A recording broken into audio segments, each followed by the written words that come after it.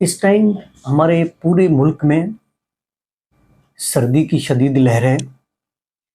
ख़ासतौर पे सिंध के देहाती इलाके, पंजाब के पिंड और केपी के और बलूचिस्तान के जो देहात या गांव या खुले मैदानी इलाके जो हैं, वहाँ पे सर्दी की शिद्दत बहुत ज़्यादा है। सर्दी के मौसम में कुछ एहतियाती तदाबीर, कुछ प्रिकॉशंस, कुछ प्रिवेंशन करनी चाहिए। ख़ास तौर पे हर मौसम के अपने इफ़ेक्ट्स होते हैं। ख़ज़ां, बहार ये छोटे मौसम होते हैं, इनमें तो बहुत कम, लेकिन गर्मियों में जैसे हीट स्ट्रोक या गर्मी की शिद्दत बहुत ज़्यादा होती है, उसके नुकसानात होते हैं। लेकिन सर्दी के अपने इफ़ेक्ट होते हैं और अपने नुकसानात होते हैं। ख़ास तौर पे सर्दी के मौसम में कुछ ऐसे एरिया जहाँ सर्दी कम पड़ती है, तो उसके लिए कहा जाता है कि ये हेल्दी वेदर है और उसमें बीमारियां ज़्यादातर जो आम जो जैसे गैस्ट्रो है या बाकी जो बीमारियां होती हैं वो बहुत कम हो जाती हैं। लेकिन जो बीमारियां ज़्यादा होती हैं, जिनका ख़तरा ज़्यादा होता है, उसके बारे में आज हम डिस्कस करेंगे। सर्दी के मौसम में तकरीबन ये अभी रिसेंट कुछ वाक़यात हुए हैं जिनको नज़र में रखते हुए मैंने आज ये जो है एक प्रोग्राम कर रहा हूँ मैं। बेसिकली सर्दियों में हार्ट अटैक जिसको बोलते हैं, एमआई जिसको बोलें, और फालिज के अटैक बहुत ज़्यादा होते हैं। उसकी सबसे बड़ी वजह जो होती है कि जो सर्दी के ऐसे एरिया जहाँ सर्दी ज़्यादा होती है, जहाँ सर्दी की शिद्दत ज़्यादा होती है, तो सर्दी की वजह से जैसे हर चीज़ सिकुड़ती है, इस तरीके से हमारी ब्लड की शरियानें जो होती हैं, जो वेसल्स होती हैं, वो भी सिकुड़ती हैं, उसमें नैरोनेस होता है। तो सर्दी के मौसम में शरियानों के सिकुड़ने की वजह से, उसके अलावा पानी का इस्तेमाल बहुत कम किया जाता है क्योंकि प्यास लगती नहीं है। तो लोग कॉफ़ी, चाय वगैरह का तो इस्तेमाल करते हैं, पीने वाली चीज़ें कुछ ज़रूर लेते हैं, लेकिन जो रूटीन में हमें रोज़ाना पानी का इस्तेमाल करना चाहिए या लिक्विड्स का जो इस्तेमाल करना चाहिए, वो रूटीन के हिसाब से बहुत कम हो जाता है क्योंकि महसूस ही नहीं होता इन चीज़ों का। तो जब पानी का इस्तेमाल कम होता है और सर्दी की शिद्दत होती है, पहले ही हमारी जो वेसल्स होती हैं वो नैरो होने लगती हैं सर्दियों की वजह से। फिर उसमें जो है पानी कम पीने की वजह से ब्लड जो है वो गाढ़ा या थिक हो जाता है, तो थ्रम्बस बनना शुरू हो जाते हैं, जो कि मेन काज बनते हैं फालिज का या हार्ट अटैक या एमआई का सबब बनते हैं। तो कोशिश करनी चाहिए कि इस मौसम में पानी का इस्तेमाल ज़्यादा करें और कोलेस्ट्रॉल या चर्बी वाली चीज़ों का इस्तेमाल कम करें। और ख़ास तौर पे जो लोग ब्लड प्रेशर के पेशेंट हैं या शुगर के पेशेंट हैं, उनको चाहिए कि इन दिनों में अपनी रूटीन मेडिसिन किसी भी सूरत में न छोड़ें, क्योंकि ये रिस्क तो ऑलरेडी होता है कि ये चीज़ होने जा रही है, हो सकती है, लेकिन अगर उससे सोने पे सुहागा अगर आपने उनकी मेडिसिन छोड़ दी या आपने उसकी रूटीन की जो आपकी ब्लड प्रेशर या शुगर की मेडिसिन है या कोलेस्ट्रॉल की मेडिसिन है वो नहीं लेते या कार्डियक मेडिसिन नहीं लेते, तो आप अपना नुकसान करते हैं। एमआई या अटैक या फालिज ये चीज़ें होने के बहुत ज़्यादा चांस होते हैं।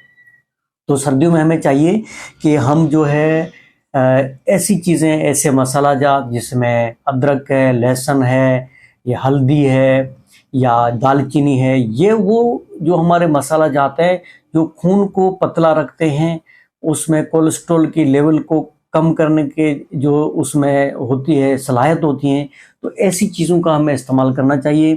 कोलेस्ट्रॉल वाली चीज़ों का इस्तेमाल कम ऑन करना चाहिए, पानी या पीने वाली चीज़ों का इस्तेमाल ज़्यादा करना चाहिए। तो ये ज़िंदगी आसान हो जाती है, सर्दियों में इन चीज़ों से बचना चाहिए। तो उसके अलावा ये होता है कि कुछ लोगों को सर्दियों में जो है रूटीन के हिसाब से तो बीमारियां ये होती हैं, लेकिन उसके अलावा कुछ सीजनल इफ़ेक्ट होते हैं। जैसे अस्थमेटिक पेशेंट होते हैं, वो बहुत ख़तरे की, या जो सीओपीडी के केस होते हैं, उनको इस सीज़न में अटैक्स पड़ते हैं। इस सीज़न में जो रेस्पिरेटरी इफ़ेक्ट्स होते हैं, उनके जो है ना सांस की प्रॉब्लमें शुरू होती हैं। तो चाहिए कि इस सीज़न में, और आम तौर पे बच्चों और बुज़ुर्गों में नज़ला, ज़ुकाम, खांसी, बलगम, सीने के जो नमूनिया या इस टाइप के इफ़ेक्ट्स होते हैं, तो उसके बचने के लिए हमें एहतियाती तदाबीर करनी चाहिए। ख़ासतौर पे बच्चों और बुज़ुर्गों को अपने गर्म कपड़ों का इस्तेमाल करना चाहिए। टोपी या कोट या जैकेट या स्वेटर, इन चीज़ों का इस्तेमाल करना चाहिए।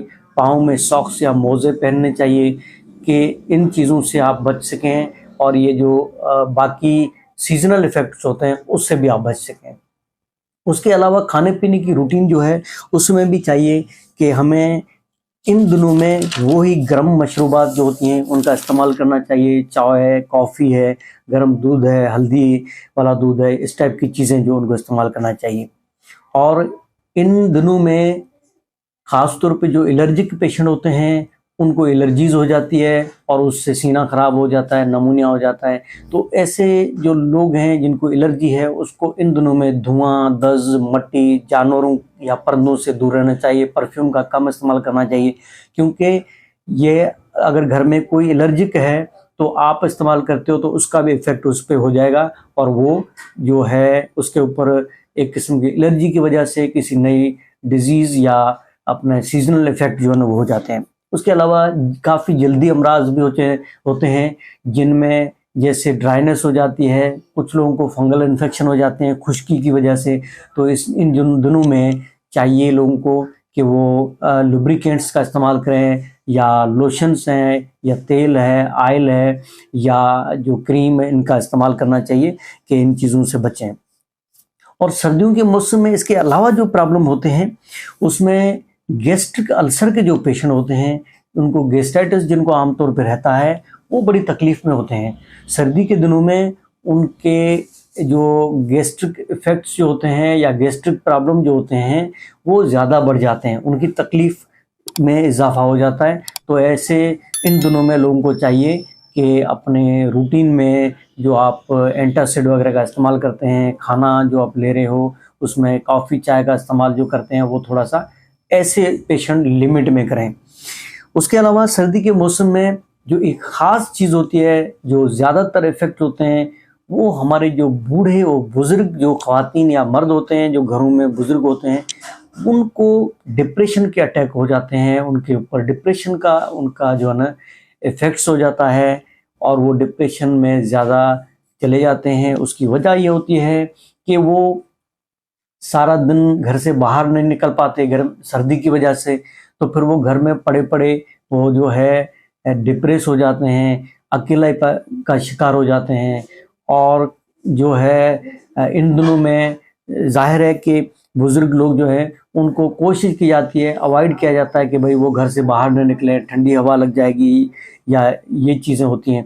तो उसके अलावा रातें बहुत बड़ी हो जाती है सर्दियों की जो लंबी रातें होती हैं ये भी ऐसे लोगों के लिए जो ख़तरनाक होती हैं और वो डिप्रेस हो जाते हैं, डिप्रेशन के शिकार हो जाते हैं। तो हमारे लोगों को चाहिए तो बाकी चीज़ों के साथ साथ इन चीज़ का भी ख्याल करें कि अपने बुज़ुर्गों के साथ बैठें, उनसे गपशप करें, उनसे टाइम बिताएं कि वो उनकी रातें जो हैं लंबी रातें वो आसानी से कट जाएं। तो सर्दी के मौसम के ये इफ़ेक्ट्स होते हैं।